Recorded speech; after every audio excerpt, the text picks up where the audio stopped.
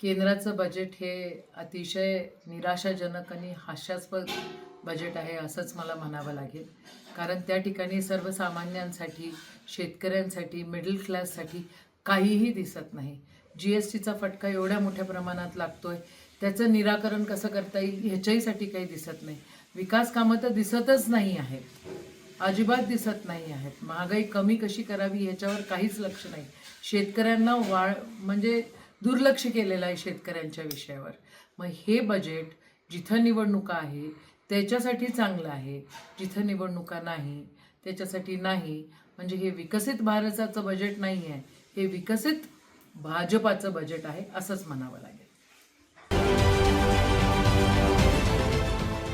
देश विदेशातील प्रत्येक घडामोडींचे लाईव्ह अपडेट मिळवण्यासाठी आता साम टीव्हीच्या सर्व सोशल मीडिया प्लॅटफॉर्मला लाईक, फॉलो आणि सबस्क्राईब करा.